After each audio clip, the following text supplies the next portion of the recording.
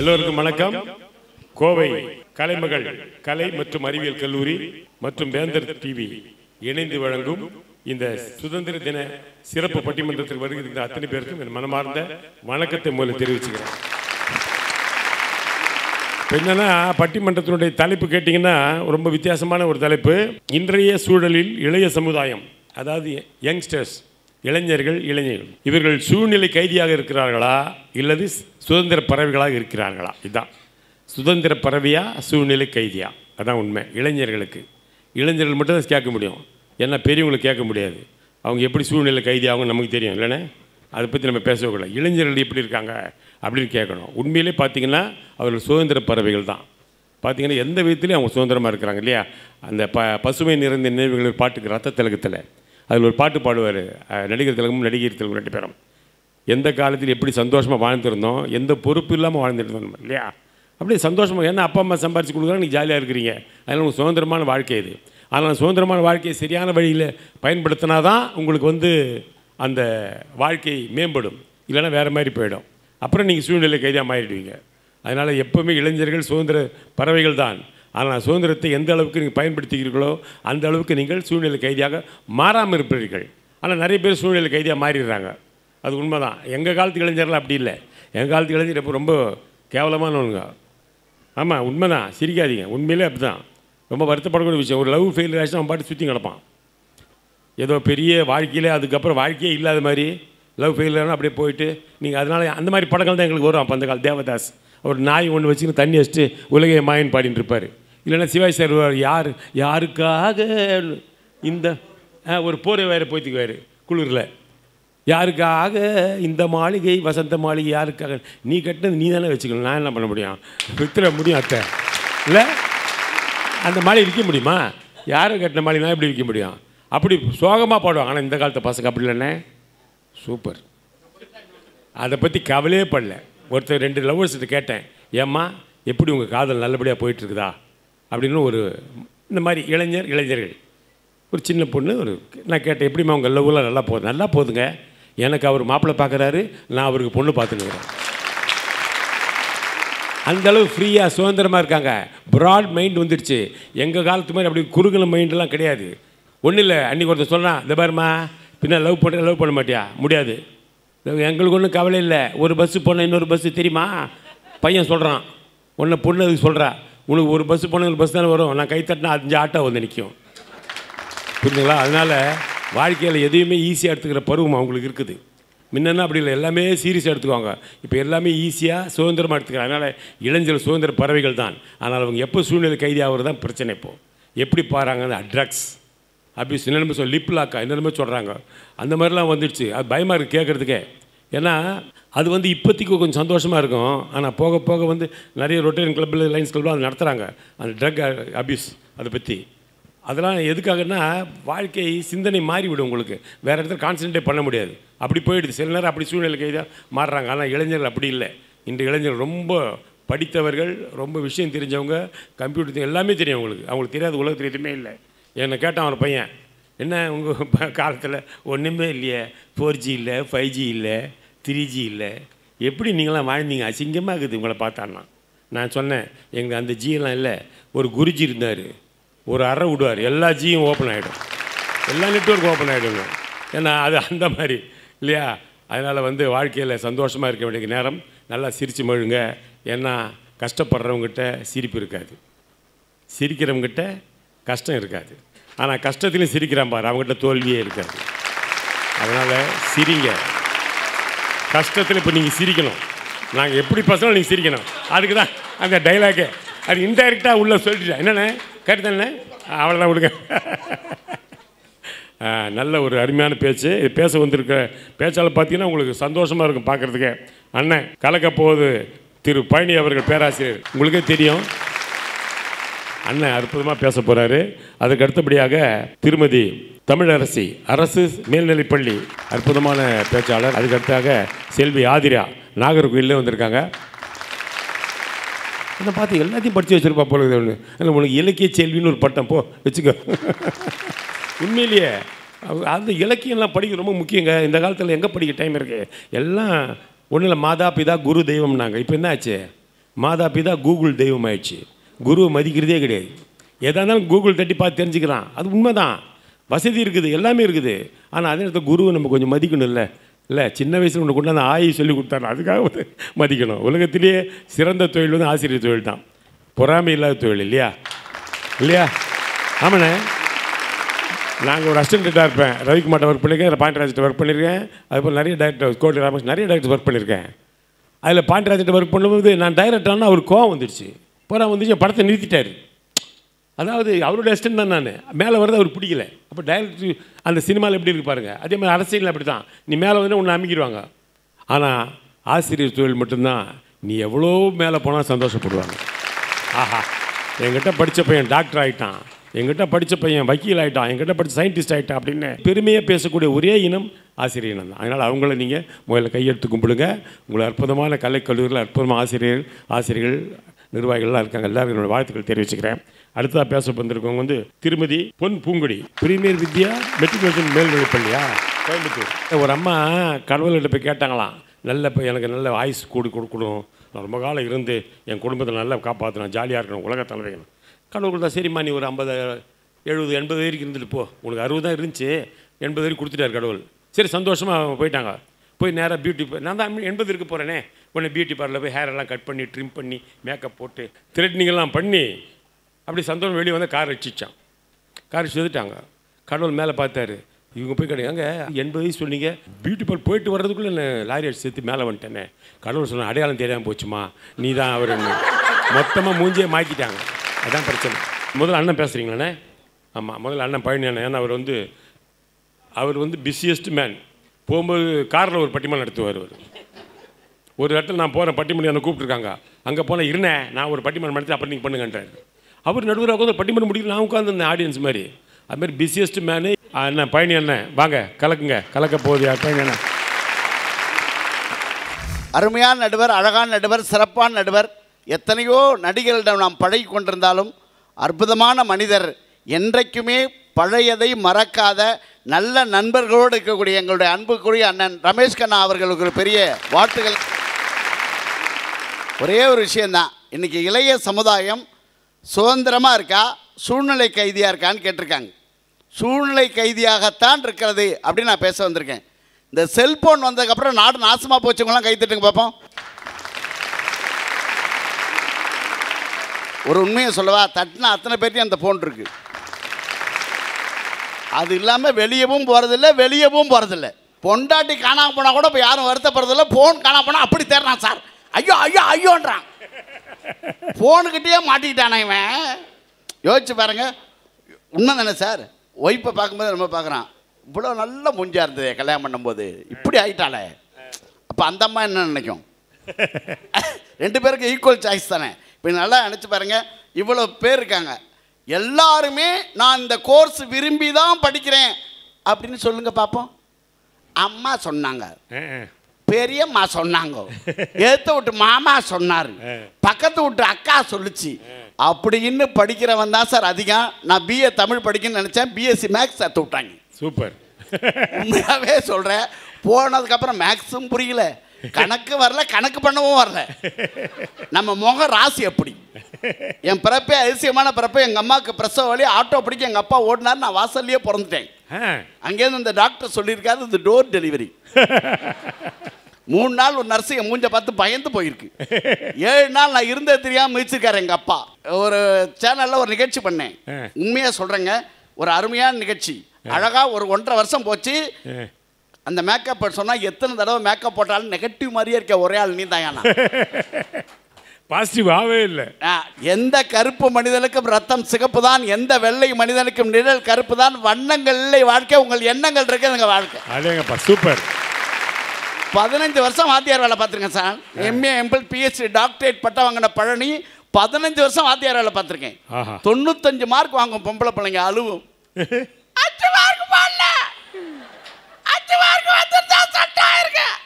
எங்க பையன் 5 தான் வாங்கியிருப்பான், சிரிப்பான் சார். ஒண்ணுமே எழுதுல, முட்டைக்கண்ணை 5 போட்டு வச்சிருக்காராமா. யார் அந்த முட்டைக்கண்ணை வாத்தியார்? நான் தான். ஏன்டா 5 மார்க் வாங்கிட்டு சிரிக்கிற, வெக்கமா இல்லையான்றேன். போட்ட உங்களுக்கே இல்லை, எடுத்த எனக்கு என்னான்றான். சார் போன வாரம் வரைக்கும் ஒரு பொண்ணோட சுத்திருந்தான் சார். இந்த வாரம் வேற பொண்ணு. ஏன்டான்றேன், சிலபஸ் மாறிச்சு சார்ன்றான். சார் நான் உண்மையே கேட்குறேன் சார், உண்மையை யோசிச்சு பாருங்க. யாருமே இங்கே நினைச்ச வாழ்க்கையை வாழ்றது சார், கிடைச்ச வாழ்க்கையை தான் வாழ்கிறோம். யாருமே நினைச்ச வாழ்க்கையை வாழல, கிடைச்ச வாழ்க்கையை தான் வாழ்கிறோம். அப்போ கிடைச்ச வாழ்க்கை வரும்போது நம்ம சூழ்நிலை கைது தானே சார். அப்போ நம்ம நினைச்சபடி எல்லாமே அப்படியே போயிடுமா என்ன? நீங்கள்லாம் நினச்சி பாருங்க. எல்லாருக்கும் தான் ஆசை இருக்குது. இப்போ இங்கே இருக்கிற இளைஞர்கள்லாம் பாருங்கள், ஒவ்வொருத்தருக்கும் ஒவ்வொரு ஆசை கனவு இருக்குது சார். ஆனால் எல்லா கனவும் நடந்துறதில்ல. உண்மையாகவே உங்கள்கிட்ட ரொம்ப பிடிச்சது தெரியுமா? உங்கள் நட்பு தான் சார். விரும்பிய ஒரு இதயத்தை சொந்தமாக்கிட்டா அது காதல், விரும்பிய எல்லா இதயத்தையும் சொந்தமாக்கிட்டா அதுக்கு பேர் தான் நட்பு. சூப்பர். உப்பு இல்லாமல் கூட இருந்துடலாம், நல்ல நட்பு இல்லாமல் இருக்க முடியாது சார். சூப்பர். ஆனால் உண்மையை பாருங்க, பெரியவங்க சொல்லுவாங்க, அவன் கூட சேராத, நீ கெட்டு போயிடுவ. அவங்க அம்மா அப்பா என்ன சொல்லுவாங்க, இவன் கூட சேராத. ஆனால் ஒன்று தெரியுமா, நண்பனில் எது சார் கெட்ட நண்பன்? நண்பனாலே நல்லவன் தானே சார்.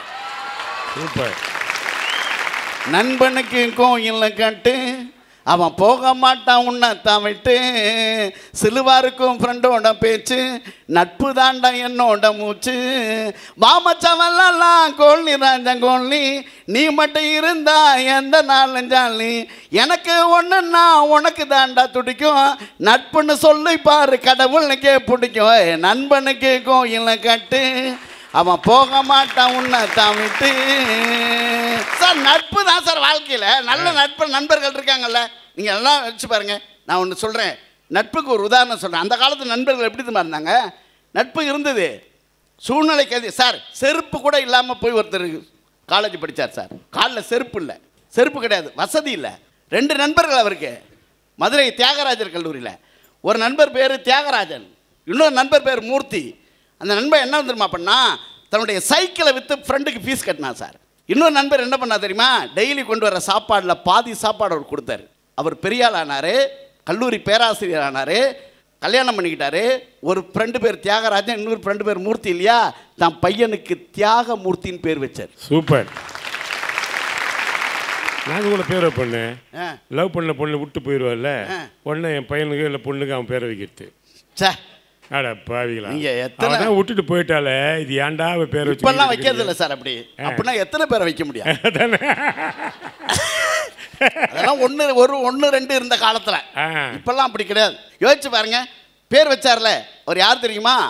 அந்த ஒரு அற்புதமான மனிதர், இன்றைக்கு உலகத்துக்கே அவரை தெரியும். அவர் சாலமன் பாப்பையாங்கிற அற்புதமான மனிதர். Super super. நான் வாத்தியார் வேலை தான் பார்த்தேன், MA MPhil PhD படித்தேன். சிலபஸ் இருக்கிறது எல்லாத்தையும் நடத்திடுறோமா? ஏதோ கொஞ்சம் நடத்துவான். எல்லாத்தையும் அவன் படிச்சிருவானா? ஏதோ கொஞ்சம் படிப்பான். பரீட்சையில் எல்லாத்தையும் கேட்டுறமா? ஏதோ கொஞ்சம் கேட்போம். எல்லாத்தையும் எழுதிடுவானா? ஏதோ கொஞ்சம் எழுதுவான். எல்லாத்துக்கும் மார்க் போட்டுருவோமா? ஏதோ கொஞ்சம் போடுவோம். படித்து முடிச்சோடனே எல்லாத்துக்கும் வேலை கிடைச்சதா? ஏதோ கொஞ்சம் பேர் கிடைக்கும். அப்புறம் கல்யாணம் பண்ணுற எல்லாருக்கும் கரெக்டாக அமைஞ்சிருந்தா? ஏதோ கொஞ்சம் அமையும். வாழ்க்கையே ஏதோ கொஞ்சம் தான் சார். கடைசி வரைக்குமே வாழ்க்கை சூழ்நிலை கைதி தான். என்ன ஒரு சந்தோஷம் பாரு பசங்களுக்கு. உண்மையை தான் சார் சொல்கிறேன். உண்மை நான் கை தட்டுங்க எல்லாரும். ஏதோ கொஞ்சம் தான் சார். ஒன்றும் இல்லை, நம்ம கூட இருக்கிற ஃப்ரெண்டு நல்ல வேலைக்கு போயிட்டான்னா, உனக்கு மாப்பிள்ள கிடைச்சதா? சத்தியம் பண்ணி சொல்லு. அம்பா சத்தியமா? முன்னாடி இருக்கான் பாஸ் பண்ணாலே டென்ஷன் ஆகிடுவான். ஆமாம், உனக்கு எத்தனை அரியரு? 3. அப்பா எனக்கு 1 தான். எவ்வளோ?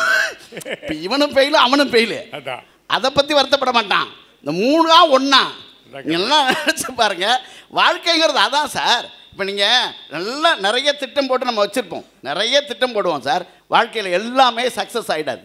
ஒரு மனிதர் எங்கே போகிறாரு, ஏரோநாட்டிக்கல் இன்ஜினியரிங் படிச்சுட்டு ஃப்ளைட் ஓட்டுறன்னு ஆசை. உயரம் பத்தலைன்னு திருப்பி அனுப்புகிறாங்க. உயரம் பத்தலைன்னு திருப்பி அனுப்புகிறாங்க. ஆனால் ஃப்ளைட்டு ஓட்ட முடியாதவர் உயரம் பத்தலை, அவர் வந்த உயரம் யாருமே வரல. அவர் தான் ஜனாதிபதி அப்துல் கலாம்ங்கிற மாபெரும் மனிதர். சூப்பர். யோசிச்சு பாருங்க, திருப்பி அனுப்புற சூழ்நிலை கைதியாக தான் இருந்தார். இன்னொன்று சொல்லவா, ஒரு மனிதருக்கு வாய்ஸ் சரியில்லைன்னு அனுப்பியிருக்காங்க ஆல் இண்டியா ரேடியோவில். வாய்ஸ் சரியில்லைன்னு. அவர் யார் தெரியுமா? உலகத்துக்கே சிம்ம குரலோன்னு பேர் எடுத்த சிவாஜி கணேசன் அவர். ஒரு சூழ்நிலை கைது பண்ணும் சார். நம்மளை பண்ணியிருக்கா இல்லையா? எல்லாருக்குமே பண்ணியிருக்கோம் சார். ஒருத்தருக்கு பாட்டு வரல, ஒரு பாட்டு கற்றுக்கு போயிருக்காரு சார் ஒருத்தர். கழுத குரல்டா உனக்கு, நீ பாடலன்னு இப்போ யார் அழுதா? பாட்டு பரிசு வாங்கலை.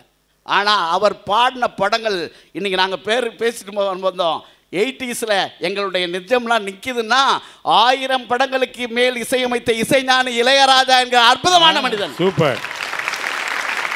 அப்போ இன்னைக்கு எல்லாருமே சூழ்நிலை கைது பண்ணோம். சூழ்நிலை ஒரு மாதிரி சிக்க வைக்கும். சூழ்நிலை இல்லாத மனுஷனே கிடையாது சார். எல்லாருக்கும் பிரச்சனை இருக்கு. மனுஷனுக்கு பிரச்சனை இல்லைன்னா கடவுளுக்கு அர்ச்சனையே இல்லை. உண்மை. அன்னைக்கெல்லாம் போயிட ஒரு கோயிலில் ஒருத்தன் மாமனே முருகான்னா, எனக்கு கோபம் வந்துச்சு. எனக்கு நான் ரொம்ப கடவுள் பக்தி உள்ளவன். அவனை கூப்பிட்டு, டே எல்லாம் அப்பனே முருகான் தானே கும்பிடுவாங்க, என்னடா மாமனே முருகான் கும்பிட்றேங்கிறேன். பெருசு என்ன சொல்கிறான், ஜஸ்ட் வெயிட். ஒரு புள்ள வந்துச்சு வெள்ளை கலர் சுடிதார் போட்டு, அந்த புள்ள அப்பனே முருகான்னுச்சு. இவன் என்ன சொல்கிறான், அந்த பிள்ளைக்கு முருகா அப்பான்னா எனக்கு மாமா தானே. நல்ல வேலை பெரியப்பனே விநாயகான்னு கும்பிடாம போனான் சார். சிவன் கோயில் சார். அன்னைக்கு ஒரு பையன் வந்து சாமி கும்பிட்றான் சார். பிள்ளையாரப்பா பிள்ளையாரப்பா பிள்ளையாரப்பான். டேய் இது சிவன் கோயில்றாங்கண்ணா, பிள்ளையாருக்கு அவர் தானே அப்பா, அது தப்பா? நம்மகிட்டே திருப்பி கேட்குறாங்க சார். இங்கே யோசிச்சு பாருங்க, இன்னைக்கு யாராவது பேச முடியுதா இளைஞர்கள்ட்ட? அன்னைக்கெல்லாம் பார்க்குறேன் சார், சேலம் பஸ் ஸ்டாண்டில் ஒரு ஆள் ஃபோன் பேசிட்டு இருக்காரு.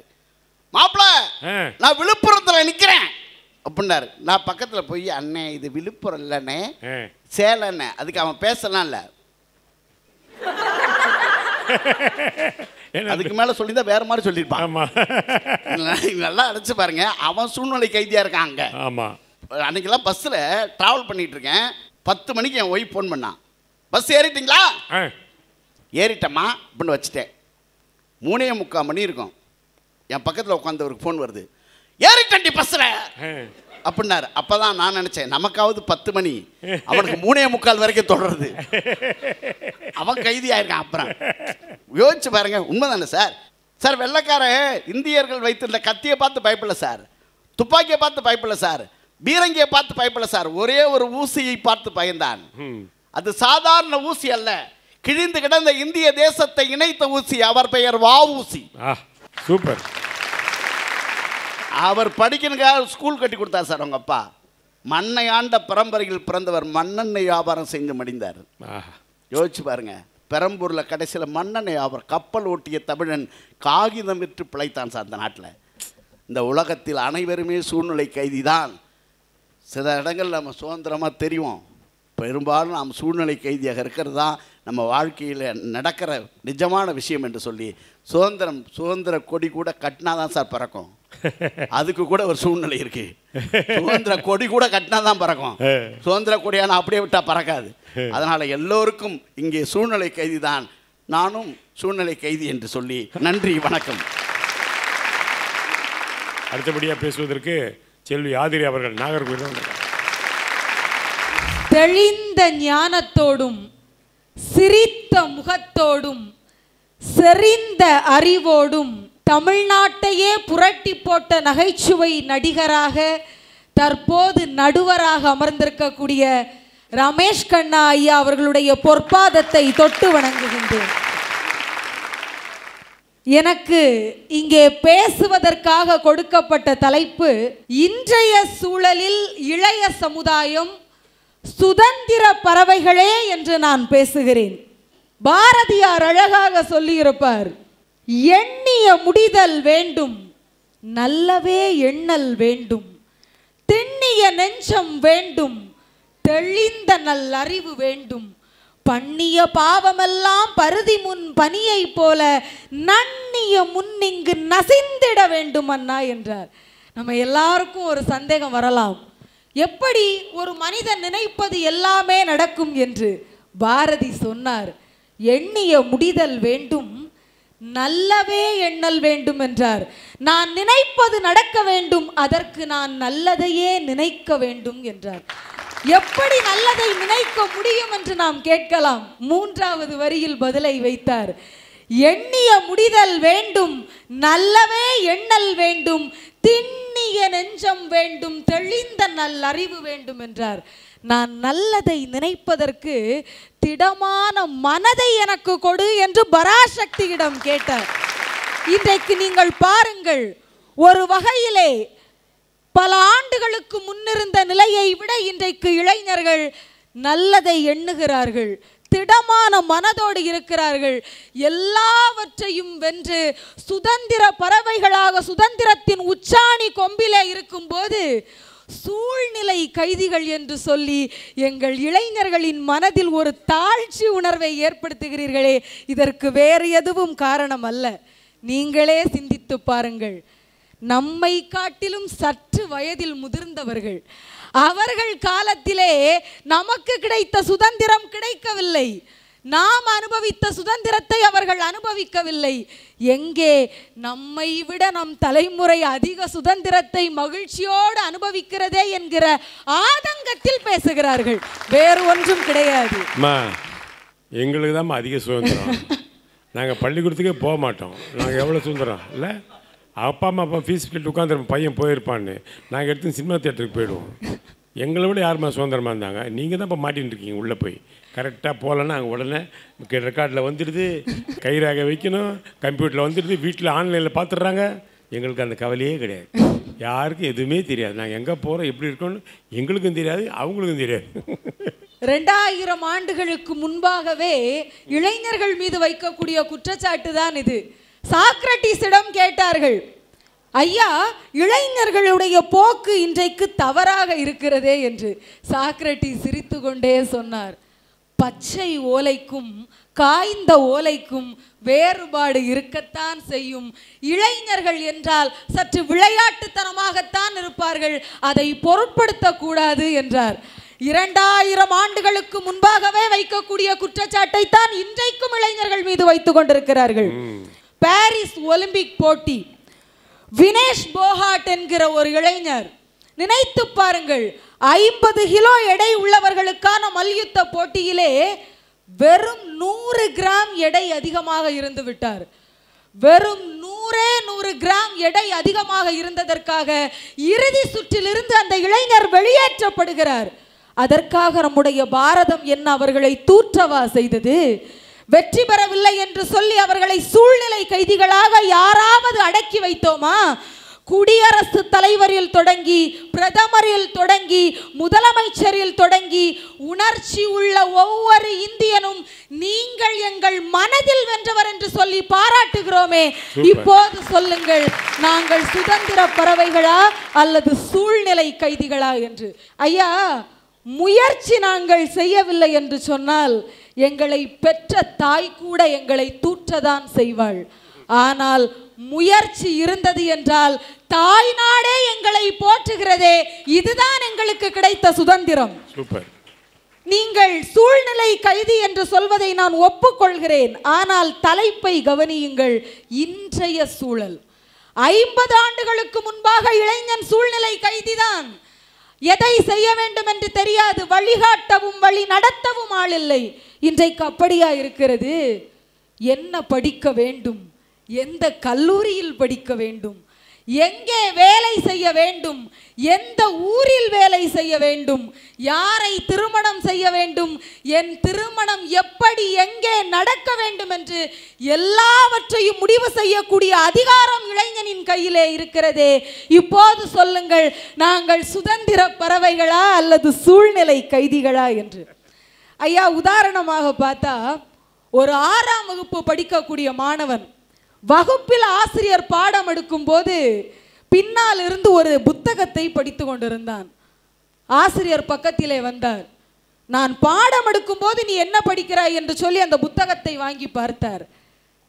அந்த 6ஆம் வகுப்பு படிக்கும் மாணவன் கையில் இருந்த புத்தகம் குழந்தைகள் வளர்ப்பது எப்படி என்று.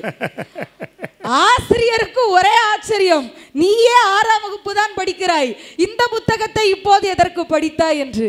அவன் சொன்னா, ஆசிரியரே, இதை நான் எனக்காக படிக்கவில்லை, என்னை பெற்றவர்கள் என்னை சரியாக வளர்த்துகிறார்களா என்று நான் சரிபார்த்து கொண்டிருக்கிறேன் என்றான். செக் பண்றான். இன்றைக்கு பிள்ளைகள் அவ்வளவு சுதந்திரமாக இருக்கிறார்கள். பெற்றவர்களையே பரிசோதிக்கும் அளவுக்கு இன்றைக்கு சுதந்திரம் வந்துவிட்டது. சுருக்கமாகவே சொல்கிறேன், அன்றைக்கு ஏட்டில் படித்தவன் இன்றைக்கு நெற்றில் படிக்கிறான். அன்று ஆசிரியரிடம் படித்தவன் இன்றைக்கு ஆன்லைனில் படிக்கிறான்.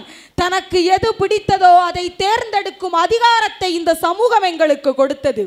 ஒரு காலத்திலே இதை இப்படித்தான் செய்ய வேண்டும், இவர்களுடன் தான் நீ செல்ல வேண்டும் என்று பெரியவர்கள் அளவுக்கு அதிகமாக ஊன்றுகோலாய் இருந்தார்கள். அளவுக்கு மிஞ்சிய ஊன்றுகோலை என்றைக்கு நாங்கள் தளர்த்தினோமோ இன்றைக்கு உன்னத நடை போட்டு கொண்டிருக்கிறோம். மண்ணையும் பொன்னாக மாற்றும் ஆற்றல் இளைஞர்கள் கையில் இருக்கிறது. உதாரணமாக பார்த்தால் உத்தரப்பிரதேசத்திலே அங்கித் அகர்வால், ஹரன் ரஸ்தோகி என்கிற 2 இளைஞர்கள் பார்க்கிறார்கள். தினசரி ஆலயத்திலே இறைவனுக்கு பூஜை செய்த பூக்கள் வீணாக போகிறது. இவ்வளவு பூக்கள் வீணாக போகக்கூடாதே என்று 2 பேரும் ஒரு முடிவை செய்து தாங்கள் செய்து கொண்டிருந்த வேலையிலிருந்து நீங்கிவிட்டு 72,000 ரூபாய் முதலீட்டில் ஒரு பணியை தொடங்கினார்கள். என்னவென்றால், இந்த வீணாகக்கூடிய பூக்களிலே உரமும் நறுமண பொருட்களும் ஊதுபத்தியும் செய்ய ஆரம்பித்தார்கள். ஆரம்பத்தில் இந்த சமூகமே அவர்களை எதிர்த்தது. 72,000 ரூபாய் முதலீட்டில் அவர்கள் தொடங்கிய அந்த பணி 2 ஆண்டில் 2 கோடி ரூபாய் லாபத்தை அவர்களுக்கு ஈட்டி கொடுத்தது. அப்போது பல பெரிய நிறுவனங்களும் வந்து சொன்னது, நாங்கள் 4 கோடி ரூபாய் உங்களுக்கு தருகிறோம், நீங்களே பூக்களை வளர்த்தி நீங்களே இந்த தொழிலை செய்யுங்கள் என்று சொன்னதென்றால் விரும்பிய துறையில் விரும்பிய இடத்தை பிடிக்கும் அதிகாரம் இன்றைக்கு இளைஞர்களுக்கு இருக்கிறது. வேறு ஒன்றும் வேண்டாம். நாம் எல்லோரும் அறிந்த இளைஞன், குதிரைக்கு கடிவாளத்தை போட்டால் எப்படி வெற்றியை மட்டும் பார்த்து ஓடுமோ அதே போல 18 வயதில் தன் வெற்றியை மட்டும் பார்த்து ஓடி உலக அளவில் சதுரங்க விளையாட்டில் 2வது இடத்தை பிடித்தானே இளைஞன் பிரக்ஞானந்தா. சொல்லுங்கள், தமிழ்நாடு அவனுக்கு சுதந்திரம் கொடுக்கவில்லையா? அரசாங்கம் அவனுக்கு சுதந்திரத்தை கொடுக்கவில்லையா? திறமை இருந்தால் உச்சியில் கொண்டு அமர்த்தும் அதிகாரத்தையும் சுதந்திரத்தையும் இன்றைக்கு தமிழ்நாடு கொடுத்திருக்கிறது. ஐயா, எங்கள் இளைஞர்களுக்கு பாசம் கண்ணுக்கு தெரியும், பணம் கண்ணுக்கு தெரியாது. உண்மைகளை உரைக்க தெரியும், ஊமைகளாக இருந்து விட தெரியாது. நம்பிட்டோம். பட்டங்களை படிக்க தெரியும், சட்டங்களை தவறாக பயன்படுத்த தெரியாது. செல்ல பிராணிகளை வளர்க்கவும் தெரியும், செல்லாத்தனமாக போய்விட தெரியாது. கோட்டைகளை ஆள தெரியும், கோழைகளாக போய்விட தெரியாது. சாதனைகள் படைக்க தெரியும், சாதியை பார்க்க தெரியாது. மனதை மதிக்க தெரியும், மனிதாபிமானத்தை இழக்க தெரியாது. அப்படிப்பட்ட எங்கள் இளைஞர்கள் இன்றைய சூழலில் சுதந்திர பறவைகளே என்று சொல்லி நல்ல வாய்ப்புக்கு நன்றி கூறி விடைபெறுகிறேன். நன்றி, வணக்கம். நல்லா பேசுங்கம்மா, வாழ்த்துக்கள். அடுத்தபடியாக திருமதி தமிழரசி அவர்கள் வராங்க, அரசு மேல்நிலைப் பள்ளியுடைய பேராசிரியர். ஐயா, இன்னைக்கு தலைப்பு அவங்க எப்படி புரிஞ்சுக்கிட்டாங்கன்னு தெரியல. சரி, இன்றைய இளையவர்களை நாங்க குறை சொல்றதுக்காக வரல. தலைப்பு என்ன தெரியுமா? இன்றைய இளைய சமுதாயம் எப்படி இருக்கு? சூழ்நிலை கைதியா இருக்கா, சுதந்திரமா இருக்குதாங்கிறதா கேள்வி. நீங்க சாதனை படிக்கிறவங்க இல்ல அப்படின்னு நாங்க 2 பேரும், நானும் அண்ணனும் பேச வந்த மாதிரியே பாப்பா ஆதிரா பக்காவா பேசிட்டு போயிருக்கிறேன். நாங்க என்ன இளைஞர்கள் சாதிக்க மாட்டாங்கன்னு சொல்றோம்? அப்படி பார்த்திருந்தா நாங்க பிள்ளைகளையவே பெற்றிருக்க மாட்டோம். சரியா? அந்த காலம் இந்த காலம் எந்த காலம் இல்லைமா. இளைஞர்கள் எப்பவுமே திறமை இல்லாதவர்கள் அல்ல, பொறுமை இல்லாதவர்கள் இளைஞர்கள். இன்றைய சூழ்நிலையில பொறுமை இல்லை. என்ன சொன்னீங்க? பாசத்திற்காக ஏங்குகிறோம், பணத்திற்காக. ஏமா 4 டிகிரி நல்லா படித்தா ஏமா அமெரிக்காவில் போய் உட்காந்துருக்கீங்க? அமெரிக்காவில் சர்வே எடுத்து பாருங்க. இன்னைக்கு இளைஞர்கள், இந்திய இளைஞர்கள் தான் 100க்கு 80 பேர் இருக்கிறாங்கன்னு சொன்னால் நீங்கள் அங்கே பாசத்துக்காக போய் உட்காந்துருக்கிறீங்க. அன்னைக்கு யாராவது ஒரு 1000ல் ஒருத்தர் பேர் பெரியவங்களை பார்த்துக்க முடியாத ஒரு சூழ்நிலை, ஒருத்தர் 2 பேர் அமெரிக்கா போவான், ஆப்பிரிக்கா போவான், எங்கேயோ போவாங்க. அவங்க கொண்டு போய் என்னால் இங்கே பார்த்துக்க முடியல, உன்னை அங்கே கூட்டிகிட்டு போக முடியலன்னு ஒரு ஹோமில் ஒரு கைதியாக இருந்து விட்டுட்டு போவான். இன்னைக்கு அப்படி இல்லை. பணத்துக்காகவே குறிய வச்சு நம்ம சும்மா இளைஞனை குறை சொல்லக்கூடாதுங்க, நம்மளையும் குறை சொல்லிக்கணும். நான் தான் படிக்கலை, தாலியை வித்து படிக்க வச்ச வேற அந்த அம்மா மகராட்சி அந்த பொண்ணுகிட்ட சொல்லிட்டு இருக்கிறாங்க. உள்ள உட்காந்துக்கிட்டே அது யாரும் இல்லை, என்ற தம்பி பொண்டாட்டி தானுங்க, வேற யாரும் இல்லை. அதனால தான் இவ்வளோ திட்ட உரிமை வருது. மகராசி அந்த பொண்ணு, நான் ஆதிரா உனக்கு இன்னைக்கு தாம்மா பார்க்குறேன், நீ என்ன படிக்கிற, நான் இதான் படிக்கிறேன் அப்படின்னு அந்த பொண்ணு சொல்ல. என் பொண்ணு PhD படிக்கிறா, நான் எப்படி கஷ்டப்பட்டு தாலியை விற்று படிக்க வச்சேன் தெரியுமா? ஏமா எதுக்கு? நாளைக்கு காலையில் என் பொண்ண அமெரிக்காவில் போய் உட்காந்துட்டு அதிகாரம் பண்ணோன்னு பொட்டியில் அனுப்புகிற பணத்தை வாங்கி அப்படியே பாருங்க அந்த பதக்கமெல்லாம் வாங்கி போட்டுக்கிற மாதிரி பதக்கம் வாங்கோன்னு நான் போனா கூட ஒரு வாய் கஞ்சி ஊத்தருக்கு வந்துட்டாலும் நொக்கா அப்படின்னு கேட்குறீங்க. பாசமா பாப்பா, இனிமேல் பாசம் பேசாது. ஆமா, இனிமேல் பணம் தான். பிள்ளைகளாக இருக்கும் வரை இளைஞர் சமுதாயம் நல்லா தான் இருந்தாங்க. எப்போ புள்ளிங்கோ ஆனாங்களோ அன்னைக்கே சூழ்நிலை கைதி ஆயிட்டாங்கோ. புள்ளிங்கோ. ஓ, அப்ப இளைஞர்கள் இல்ல, புள்ளிங்க இன்னைக்கு. ஆமா, எதை நம்பிமா போயிட்டு இருக்கிறீங்க? என்னவோ சாதாரணமா சொல்லிட்டீங்க. என்ன சொன்னீங்க? குழந்தை வளர்ப்பது எப்படி என்று எங்க 6ஆம் வகுப்பு பையன் படிச்சு கொண்டு இருக்கிறான் அப்படின்னா, நாங்கெல்லாம் 6ஆம் வகுப்பு பையனை பார்த்து பழகல. சரியா? கூகுள் மாமா கிட்ட கேட்கல புள்ள வளர்க்கறது எப்படின்னு. என் பாட்டி சொல்லி கொடுத்தா, என் அம்மா சொல்லி கொடுத்தா, பக்கத்து வீட்டுக்காரர் சொல்லி கொடுத்தாங்க. என் குழந்தை விளையாடிட்டு இருந்தா பக்கத்து வீட்டில் அம்மா சாப்பிட்டுட்டு திண்ணையில் உட்காந்து சாப்பிடும்பா, வாராஜா கொஞ்சம் சாப்பிடும்பா. இன்னைக்கு விடுவீங்களா நீங்க உங்க பிள்ளைகளை? அதானே, இன்ஃபெக்ஷன் வந்துடும். இன்ஃபெக்ஷன் தொட்டா இன்ஃபெக்ஷன். எதுக்கெல்லாம் உரம் போட முடியுமா? வாய்க்கு வேண்டாத நேரத்தில் உரம் போட்டுக்கிறாங்க, வேணுங்கிற நேரத்தில் போட மாட்டேங்கிறாங்க. ஆமா, ஒருத்தன் சப்பாத்தி நினைச்சு மாஸ்க் எடுத்துட்டான் அவசரத்தில். மாஸ்க் எடுக்க மறந்துட்டான், போட்டு போட்டு பழகி போச்சு. ஹோட்டலில் உட்காந்து சப்பாத்தி மாஸ்க் சேர்த்துன்றான். டேய் என்னடா தின்னா மறந்துட்டேன் எடுக்கிறதுக்குன்றான். உள்ளே போயிடுச்சு பாதி. ஐயா, இன்றைய இளைய சமுதாயத்திடம் நீங்க ஒரு அட்வைஸ் பண்ண முடியாது. உங்களுக்கு அறிவு இருக்கு, இல்லைன்னு சொல்ல. உங்களை ஆட்சி செய்யும் திறமை இருக்கிறது, எல்லாத்தையும் படிச்சு கொண்டக்கூடிய சாமர்த்தியம் இருக்கிறது. ஆனால் மூத்தோர் சொல் முதுநெல்லிக்கனி முன்னே கசக்கும் பின்னே இனிக்கும்ங்கிறது ஏத்துக்கக்கூடிய மனப்பான்மை இல்லையா? அதுதான் சூழ்நிலை, அனுபவம் இல்லை. அந்த அனுபவம் இருந்ததுன்னா நீங்க சூழ்நிலை கைதிகளா இருக்க மாட்டீங்க. இன்னொன்னு, எவ்வளவு நாங்க சாதிக்க பிறந்தோம் என்னவோ இன்னொன்னு சொல்லி, திண்ணிய நெஞ்சம் வேண்டும் தெளிந்த நல்லாரு. யாருமே வேண்டாம்னு சொன்னா உனக்கு திண்ணிய நெஞ்சம் வேண்டாங்க? ஏமா அப்புறம் 10 மார்க்கு கம்மியா போனா சூசைட் பண்ணிக்கிறீங்க? ஒரு நீட்டு தேர்வுல பரிசு எழுதலைன்னா ஏன் சூசைட் பண்ணிக்கிறீங்க? நீட் இல்லாட்டி போட்டு வா விவசாயத்துக்கு வா. ஏன் வர மறுக்கிறீர்கள்? சூழ்நிலை கைதி. உனக்கு எது வெகுமானம் நினைக்கிற, எது கௌரவம் நினைக்கிற? நல்ல கலரா ட்ரெஸ் பண்ணிட்டு அந்த மாதிரி அண்டர் கிரவுண்ட்ல ஒருத்த உட்காந்து ஓட்ட, ஃபர்ஸ்ட் ஃப்ளோர் மொட்டை மாடியில் ஒருத்த பின்னால உட்கார, அப்படி புடு புடு புடு புடு புடுன்னு போறது தான் நீ கௌரவம் நினைக்கிற. பிரேக் அடிச்சா அவன் முன்னாடிக்கிறான், இவன் பின்னாடிக்கிறான். யார் வண்டி ஓட்டுறாங்கன்னு தெரியல. இப்போ வந்துட்டாங்க இங்க வந்து அதே சுதந்திர பறவைகள். உங்க சுதந்திரம் இதுதான்மா பண்ணுது. ஏன் தாத்தா சொன்னாரு, சைக்கிள்ல போனாரு, நீ வீட்டுல த்ரெட் மில்லர் 45,000க்கு வாங்கி வச்சுட்டு தினம் இத நடக்கிறது. 5 கிலோமீட்டர் நடந்துட்டு இருக்கிறேன் டெய்லி. அப்படி 8 மேல 8 வச்சு கையில தின்னுகிட்டே இது மேல நடக்கிறது, உடம்பு இருக்கு. ஏன் தாத்தா சைக்கிள் ஓட்ட சொன்னார். பொறுமையை நீங்க ஏத்துக்கணுமா? இளமைன்னா என்னம்மா? மகிழ்ச்சி, சந்தோஷம். அதனுடைய விளைவு கொண்டாட்டம். இன்றைய கொண்டாட்டம் எப்படி இருக்கிறது? நல்லவனாத்தான் வீட்டை விட்டு வர்றான், சோசியல் ட்ரிங்கர். சோசியல் ட்ரிங்கர், அது பேர் பார்த்தீங்களா? அடிக்கிறது தண்ணி, அதுக்கு பேர் அழுக வச்சிருக்கிறது சோசியல் ட்ரிங்கர். அண்ணன் கோட்டு போட்டுட்டு போய் அப்படி 1/2 டம்ளர் அது குடிக்கலன்னா நான் வந்து மனுஷனாவே இல்லை. என்னமா பழக்க வழக்கம்? Social drinker. இந்த பொங்கல் வருது, தீபாவளி வருது, ஜல்லிக்கட்டு அம்மா வந்து அப்படியே கூப்பினாங்க. வேற அடுத்தம்மா கூது, நாங்கள் ஜல்லிக்கட்டுக்கு போராடவில்லையா இளைய சமுதாயம்? கையெடுத்து கும்பிட்றேன். அதே மாதிரி ஒவ்வொன்றுக்கு போராடுங்க. உன் வாழ்க்கையில இந்த வாய்ப்பு இல்லையா? அடிச்சு விட்டுட்டு அடுத்த வாய்ப்புக்கு போயா? ஏன் அப்பயே சூசைட் பண்ற? மனதில் திடமில்லை, அதுதாங்க சூழ்நிலைக்கு. ஒருத்த ஒன்று சொல்றா அப்படின்னா அதை கேட்டு நடக்கிறீங்க. நீங்க படிக்கணும்னு நினைக்கிறீங்க, உங்க பிள்ளைங்க படிக்கணும்னு நினைக்கிறாங்க உங்க பெற்றோர்கள். ஆனா என் ஃப்ரெண்டு இந்த காலேஜுக்கு போறான், அந்த காலேஜ் தான். டிவி தருங்க, இந்த காலேஜில் நான் இது சொல்கிறேன், அந்த காலேஜில் அது சொல்கிறேன். உன் திறமையை நம்பி நீ படிப்பா. 12ஆம் வகுப்பு வரைக்கும் உன் திறமையை நம்பி வந்த. ஆமாம், திறமையை நம்பணுங்க. இங்கே வந்து ஏதோ இங்கே பத்திரிக்கையில் செய்தி தான், நான் ஒன்றும் போய் வீடு வீடாக போய் கணக்கெடுக்கல. இன்றைக்கி ஒரு கொண்டாட்டம், தீபாவளி, பொங்கல், ஆகஸ்ட் 15, ஜனவரி 26, எந்த ஒரு சிறப்பு நாள் ஆகட்டும், அந்த சிறப்பு நாளில் மது விற்பனை இத்தனை கோடி உயர்வே எதனால்? விற்பனை கூட்டுறோம். ரைட்டு, அரசாங்கம் ஸ்ட்ராங்கா நிற்கிறாங்க, நாங்கள் இதுலயும் ஒரு இதுலயும் ஒரு புள்ளி விவரம் என்ன சொல்லுது தெரியுங்களா? இளைய சமுதாயம் தான் அதிகமாக பழக்கத்தில் ஈடுபட்டு இருக்கிறார்கள் என்று சொல்கிறது. தாய் தந்தை இலவசத்திற்காக காத்திருக்க, தன்னோட தகப்பன் 65 வயசுலயும் மண்வெட்டி எடுத்து பாடுபட போயிட்டு இருக்கிற நேரத்துல தனக்கு பிடிச்ச நடிகருக்காக கட்டவுட்ல பால் ஊத்துறதுக்காக இளைய சமுதாயம் காத்து கொண்டிருக்கிறது.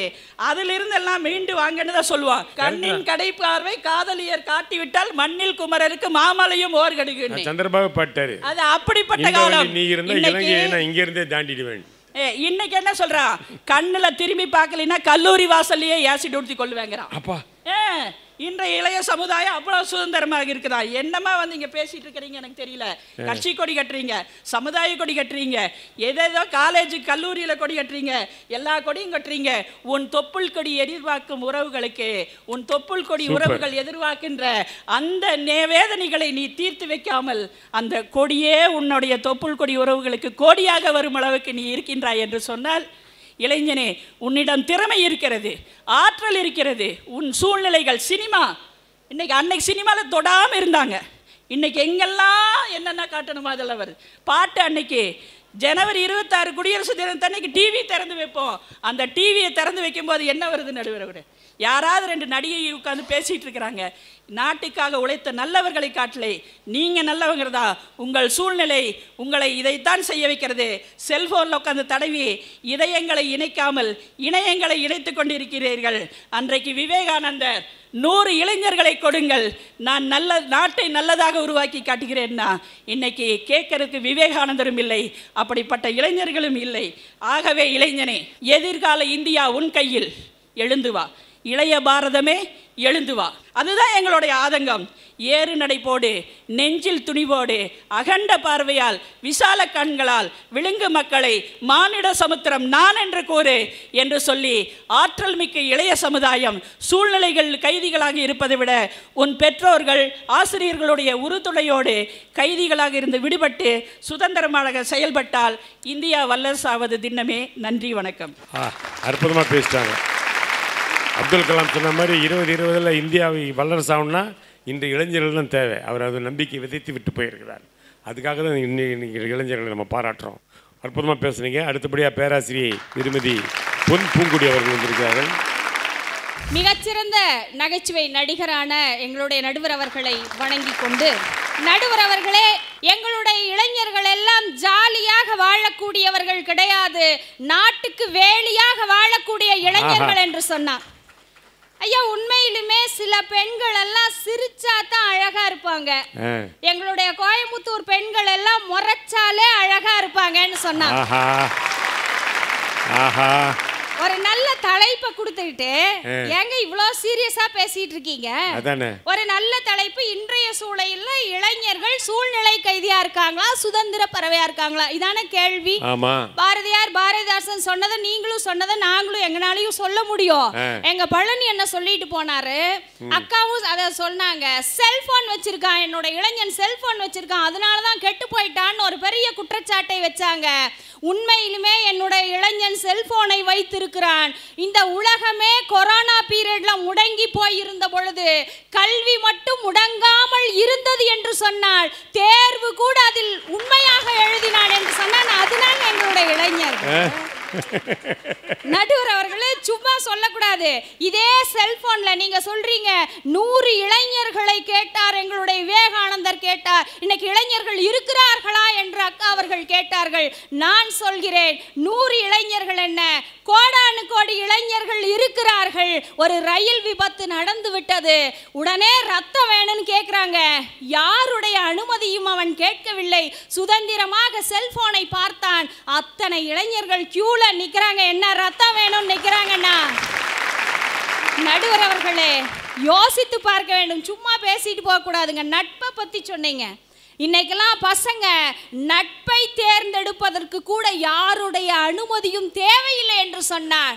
யோசிச்சு பாருங்க, நட்பு என்பது நடிப்பல்ல, அது இதயத்தினுடைய துடிப்பு என்று ஒரு கவிஞன் சொன்னான் என்றால், நண்பனை தேர்ந்தெடுக்கக்கூடிய சுதந்திரம் இன்னைக்கு இருக்குங்க இளைஞர்கள் கிட்ட. ஐயா, கைதிகள்னா என்ன அர்த்தம் தெரியுமா? சூழல் கைதிகள்னா என்ன அர்த்தம் தெரியுமா? அவனால செயல்பட முடியாம அவன் ஏதோ ஒரு அடிமைத்தனத்துல, ஏதோ ஒன்று நிர்பந்தத்துல, ஏதோ ஒன்று லயித்து போய் வெளியில வராம கைகளை கட்டி போட்ட மாதிரி, கால்களை கட்டி போட்ட மாதிரி செயல்பாடே இல்லாமல் இருப்பதுதான் சூழ்நிலை கைதிகள்னு அர்த்தம். என்னுடைய இளைஞன் சுதந்திர பறவையாக பறந்து கொண்டிருக்கின்றான் என்று சொன்னால், 6 மணி குருவின்னு ஒரு குருவி இருக்குங்க ஐயா. அந்த 6 மணி குருவி காலையில் எந்திரிச்சு கிளம்புச்சுன்னா இமயமலை வரைக்கும் கூட போகுமா, டயர்ட் ஆகாதான். இமயமலை வரைக்கும் போயிட்டு திரும்பி இங்கேயே வர சொன்னாலும் அந்த குருவி வந்துருமா. அவ்வளவு சோர்வடையாத குருவி 6 மணி குருவி என்று சொன்னார். என்னுடைய இளைஞன் 7 மணி குருவியை போல இருக்கிறான் என்பதற்கு ஒரு உதாரணம் என்ன தெரியுமா?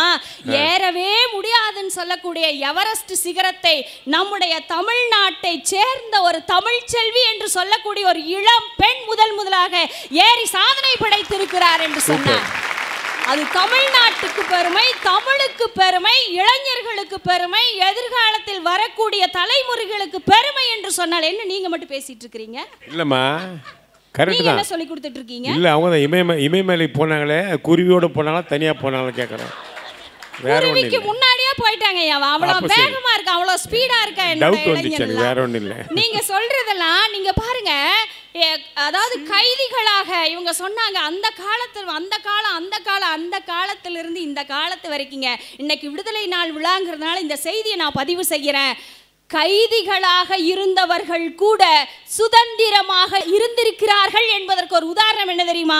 1931ஆம் ஆண்டு மார்ச் 23ஆம் தேதி லாகூர் சிறையில் இருக்கக்கூடிய ஒரு 23 வயதே ஆன ஒரு இளைஞனிடம் ஒரு புத்தகத்தை கொடுத்து ஒருவர் சொல்லுகிறார், ஒரு அதிகாரி, இந்த மதம் சார்ந்த புத்தகத்தை நீ படி, நான் உன்னை தந்தையாக சொல்லுகிறேன் என்று சொல்லுகிறார்.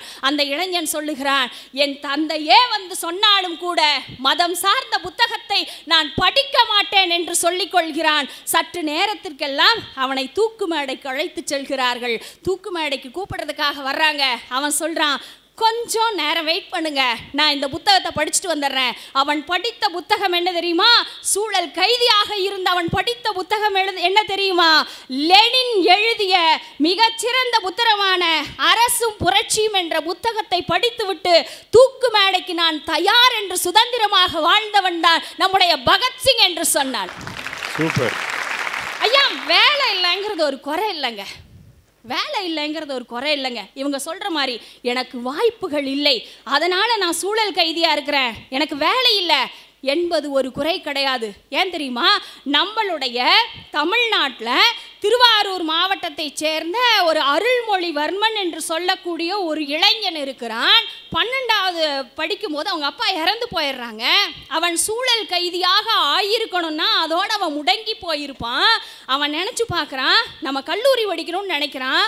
எப்படியோ கஷ்டப்பட்டு MBA படிக்கிறான். ஆங்கிலம் வரல, அவன் விடலை, முயற்சி பண்ணி ஸ்போக்கன் இங்கிலீஷ் கிளாஸ் எல்லாம் போய் எப்படியோ தன்னை டெவலப் பண்ணிக்கிறான்.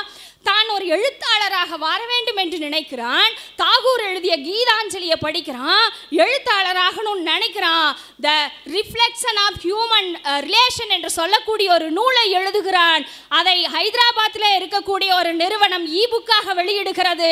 தன்னுடைய நண்பன், நீங்கள் சொன்னீங்களே நட்பு, தன்னுடைய நண்பனினுடைய சீரிய வழிகாட்டுதனால் கலிபோர்னியாவில் வெளியிடுறான். இன்னைக்கு உண்மையிலுமே நாம் எல்லாரும் பெருமைப்படக்கூடிய விஷயம் என்னவென்று சொன்னார், அதற்காக மற்ற நாட்டில் இருக்கக்கூடிய பிரதமர்கள் அவனுக்கு வாழ்த்து தெரிவிக்கிறார்கள். அன்பர்களே, ஒரு மிக முக்கியமான விஷயம் என்ன தெரியுமா? நம்ம காலேஜை தேடி போக வேண்டாம். அமெரிக்க பல்கலைக்கழகம் தமிழ்நாட்டிலே திருவாரூரிலே இருக்கக்கூடிய அந்த இளைஞனை பார்த்து கேட்கிறது, என்னுடைய பல்கலைக்கழகத்தில் நீ PhD செய்கிறாயா என்று கேட்கிறது என்று சொன்னார். இதைத்தான் பாரதிதாசன் சொன்னார், எண்ணரும் தமிழ்நாட்டின்கண் எல்லோரும் கல்வி கற்று பல்லரும் கலைஞானத்தால் பராக்கிரமத்தால் அன்பால் இன்புற்றார் என்ற செய்தி மற்றோர் எம்ப நான் கேட்டிடல் என்னாலோ என்று ஏங்கிய ஏக்கங்கள் எல்லாம் இன்று நிவர்த்தி ஆகி கொண்டு இருக்கிறதுனா ஏங்க நெகட்டிவா பேசுறீங்க? வந்து சொல்லுங்க பார்க்கலாம். பார்த்தாலும் நெகட்டிவாவே பேசி பேசி பழகி இருக்காங்க இவங்க. வேற அது வேறயா? தலைப்பு அப்படி கொடுத்துட்டாங்கம்மா, அவங்க என்னமா பண்ணுவாங்க? இல்லனாலும் அவங்க அப்படிதான் பேசுவாங்க. வீழுகின்ற பொழுதெல்லாம் விஸ்வரூபம் எடுக்க வேண்டும் என்பதற்கு ஒரு மிகப்பெரிய உதாரணம் இருக்கிறது. யார் தெரியுமா? விஸ்வரூபம்லாம் இப்ப எடுக்க முடியாம, ரொம்ப காஸ்ட்லிமா. நீங்க எப்ப பார்த்தாலும் ஒரே தாட். கோடி கணக்குல போயிடுச்சு. நீங்க திரைத்துறையில இருக்கிறதுனால நீங்க சினிமாவையே நினைச்சிட்டு இருக்கீங்க நடுவர் அவர்களே. அதே சினிமா துறையை சேர்ந்த ஒருத்தரை தான் நானும் உதாரணமா சொல்றேன். இவங்க சொன்னாங்க சூழல் கைதிகளா இன்னைக்கு இளைஞர்கள் எல்லாம் வாழ முடியல, மதுங்கிற பழக்கத்துக்கு அடிமை ஆயிட்டாங்க. யார் ரோல் மாடலா இருக்காங்க? எனக்கு எங்க அப்பத்தா ரோல் மாடலா இருந்தாங்க, எங்க தாத்தா ரோல் மாடலா இருந்தாங்க. யாரை ரோல் மாடலாக எடுத்துக்கொள்ள வேண்டும் என்று சொன்னால், உண்மையிலுமே தன்னுடைய தந்தையை இழந்து வறுமை நிறைக்கு தள்ளப்பட்டு தன்னால் எதுவுமே செய்ய முடியாதுங்கிற ஒரு இக்கட்டான சூழலுக்கு வந்து 11ஆம் வகுப்பு வரை மட்டுமே படிக்க முடிந்த ஒரு இளைஞன் இரவு முழுவதும் ஆர்கெஸ்ட்ரா செய்து கொண்டு பள்ளி வாசலுக்கு வந்து நிற்பாங்க. அவங்க அம்மா ட்ரெஸ்ஸும் சாப்பாடு கொண்டு கொடுப்பாங்க, ட்ரெஸ்ஸை போட்டுட்டு பள்ளிக்கூடம் போவார், சாயங்காலம் ஆர்கெஸ்ட்ரா போவார். இப்படியே தன்னைத்தானே மேலே மேலே மேலே மேலே கொண்டு வந்த ஒரு இளைஞனுக்காக 2 ஆஸ்கர் விருதுகளை வாங்கி கொண்டு எல்லா புகழும் இறைவனுக்கே என்று தமிழை பறைசாற்றி வந்த ஏஆர் ரகுமான் வாழ்ந்த நாடு இந்த நாடுங்க. ஐயா, இன்னைக்கு நீங்க சொல்றீங்க அந்த காலத்துல வேணா இவங்க சொன்ன மாதிரி முன்னீர் வழக்கம் மகடுவோடு இல்லைன்னு தொல்காப்பியம் சொல்லுதுங்க. பெண்கள் கடல் கடந்து செல்லக்கூடாது, அந்த காலத்தோட வழக்கம். இன்னைக்கு பெண்கள் எவ்வளவு தூரம் முன்னேறி இருக்காங்க. முதல் இந்திய போர் விமானி அவனி சதுர்வேதி விண்வெளியை தாண்டி பயணிக்கிறாளுங்க. யாருங்க சூழல் கைதி? யார் சூழல் கைதி? மூளையில கிடக்கக்கூடியவனா? வேலை இல்லையா? கஷ்டப்படணுமா? தாராபாரதி சொல்லி இருக்கிறாரு, வெறுங்கை என்பது மூடத்தனம், உன் விரல்கள் 10 மூலதனம், கருங்கள் பாறையும் நொறுங்கி விழும் உன் கைகளில் பூமி சுழன்று வரும் என்று சொல்லி இருக்கிறார்கள் என்று சொன்னால் நடுவரவர்களே, உண்மையிலும் இப்படி நினைத்து பாருங்கள். சுதந்திர மண்ணில் நாம் பிறந்திருக்கிறோம். இளைஞர்கள் சுதந்திர பறவைகளாகத்தான் இருக்கின்றார்கள் என்று சொல்லிக்கொண்டு என்னை பேச வைத்த தமிழுக்கும் செவிமடுத்து உங்களுக்கும் நன்றி கூறி விடைபெறுகிறேன். நன்றி, வணக்கம். பரவாயில்ல, அற்புதமாக பேசிட்டீங்க. நீ தீர்ப்பு சொல்லி நான் கேட்டு நான் திரும்பி இளைஞர்கள்னா சார் ரமேஷ் கண்ணா சார் சொன்னோன்னே நான் அப்படியே மாற்றிக்க போகிறாங்களா? அவங்க வாழ்க்கை அவங்க கையில் தேர்ந்தெடுக்க போகிறாங்க. அதானே உண்மை. அவங்கள ஒரு முடிவு பண்ணி வச்சுருப்பாங்க, இந்த நேரத்தில் என்ன பண்ணணும், எப்படி நடக்கணும்னு வாழ்க்கை. அதனால் அது சுதந்திரமாகட்டும் எப்பவுமே இருக்குது, மாற்று கருத்தே கிடையாது. இளைஞர்கள் சுதந்திர பறவைகளாக தான் இருக்கிறார்கள். ஆனால் என்ன, தவறான பாதைகளை போய் தவறான நட்போடு போய் சூழ்நிலை கைதிகளாக மாறிவிடக்கூடாதுன்ற விழிப்புணர்ச்சிக்கு தான் இந்த பட்டிமன்றம், வேறு ஒன்றுமே கிடையாது. நீங்கள் யாரும் சூழ்நிலை கைதிகள் கிடையாது, சுதந்திர பறவைகள் தான். ஆனால் சில நேரத்திலே உங்களை அறியாமல் இந்த மாதிரி ட்ரக்ஸ் அப்யூஸு, ராங் ஃப்ரெண்ட்ஷிப்பு இப்படிலாம் போய் மாட்டி சூழ்நிலை கைதிகள் ஆகிடக்கூடாது அப்படின்ற ஒரு விழிப்புணர்ச்சி தான் இது நடக்குது இல்லையா? யோசிச்சு பாருங்கள். உண்மையிலே பார்த்த இளைஞர்கள் என்றுமே சுதந்திர பறவைகள் தான். அவங்க சந்தோஷமாக இருப்பாங்க. அவங்கள மாதிரி சந்தோஷமாக இருக்கிற வாழ்க்கை நம்ம கிடைக்கவே கிடைக்காது. நம்ம இப்போ கூட நினைப்போம் இல்லை, டே அந்த காலத்தில் ஜாலியாக இருந்தோம்டா, இப்போ இருக்குதாடான்னு. ஏன்னா இதுக்கப்புறம் கல்யாணம் ஆகிடுச்சுன்னு வச்சுங்க, முடிஞ்சுது. இஎம்ஐயில் ஆரம்பித்து இப்போ ஸ்கூல் ஃபீஸ் கட்டுற வரைக்கும் கட்டிக்கினே இருக்க வேண்டியது தான், வேறு ஒன்றுமே பண்ண முடியாது இல்லையா? பொம்பளை பசங்களை என்ன பண்ணுவாங்க, ஆம்பளை பசங்கள்கிட்ட வளர்க்கும் போது, குழந்தையாக இருக்கும்போது அழக்கூடாது, ஆம்பளை பசங்க அழக்கூடாது அப்படின்வாங்க. கரெக்டு. ஆனால் பொம்பளை பசங்க வளர்க்கும் போது என்ன சொல்லி வளர்க்கணும்? அப்போது ஆம்பளை பசங்களை அழ வைக்கக்கூடாது, ஆம்பளை பசங்களை அழ வைக்கக்கூடாது சொல்லியே வளர்க்கணும். அப்படி வளர்க்குறாங்களா யாராவது? அவன் அழுதுனுக்கிறான், அவனுக்கு தான் தெரியும். இனிமேல் சூழ்நிலை கைதிகள் நாங்கள் தான், கல்யாணம் ஆனவங்க தான் சூழ்நிலை கைதிகள். இளைஞர்கள் எப்பவுமே சுதந்திர பறவைகள் தான். அதனால் நீங்கள் சூழ்நிலை கைதிகள் ஆகிடாதீங்க. நிச்சயமாக சுதந்திர பறவை இருக்கீங்க, உங்கள் வாழ்க்கையில் முன்னேறது துடிங்க. ஏன்னா முன்னெல்லாம் ரொம்ப காம்படிஷன் கம்மி சார். ஒரு 10 மார்க் வாங்கினா பாஸ் பண்ணி விட்ருவாங்க. நான்லாம் ஸ்கூல் படிக்கும்போது படித்தே பாஸ் பண்ணது கிடையாது. வெறும் வெள்ளை பேப்பர் கையில் கொடுத்துட்டு போவோம், கொஸ்டின் பேப்பர் பார்த்து. ஆமாம், டீச்சர் கேட்பாங்க, ஏன்டா பைத்தியக்காரா கொஸ்டின் பேப்பரில் கொஸ்டினாவது எழுதி விட, 5 மார்க் போடுறேன், சைபர் கீழே மார்க்கே இல்லைடா என்ன சொல்லுவாங்க. சைபர் கீழே ஒரு மார்க்கே கிடையாது. ஆனால் எனக்கு என்ன, இப்போது நான் 5 வயசில் நாடக RS மனோகர் குழுவில் சேர்ந்துட்டேன். 1000 ட்ராமா மேலே நடிச்சிருக்கேன் 10 வயசுக்குள்ளே. ஜனாதிபதி ராதாகிருஷ்ணன் பரிசு வாங்கியிருக்கிறேன், பாவேந்தர் பாரதிதாஸ்கிட்ட பரிசு வாங்கியிருக்கிறேன், பெரிய பெரிய அமைச்சர்கள் மினிஸ்டர்லாம் பரிசு வாங்கியிருக்கிறேன்.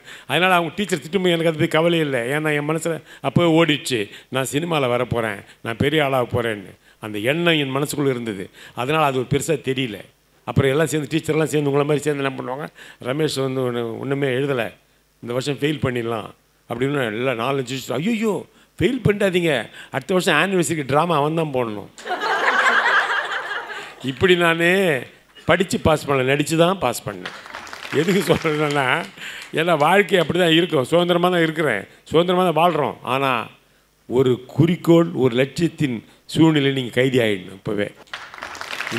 அதுதான் முக்கியம். நீங்கள் ஒரு குறிக்கோளுக்கு, ஒரு லட்சியத்துக்கு கைதி ஆகலைன்னா நீங்கள் சுதந்திர பறவைன்னு சொல்லிக்கலாம், வாழ்க்கை ஒன்றுமே இல்லாமல் போயிடும். அப்போ சூழ்நிலை கைதிகாலம் இருக்க வேண்டியது கட்டாயம். மாணவர்கள் சொல்கிறேன், நான் என்ன ஆகணும்? டாக்டர் ஆகணுமா, சயின்டிஸ்ட் ஆகணுமா, நடிகர் ஆகணுமா, அஜித் ஆகணுமா, விஜய் ஆகணுமா, தலை ஆகணுமா, தளபதி ஆகணுமா, என்ன வேணா அவங்க. ஆனால் மனசில் நினச்சிடணும், நான் சயின்டிஸ்ட், நான் டாக்டர், நான் இன்ஜினியர், நான் சிஎம் அப்படின்னு முடிவு பண்ணிடணும். முடிவு பண்ணிட்டு அந்த சூழ்நிலைக்கு நீங்கள் உங்களை கைதியாக்கி கொள்ளுங்கள் சொல்லி விடைபெறுகிறேன். நன்றி, வணக்கம்.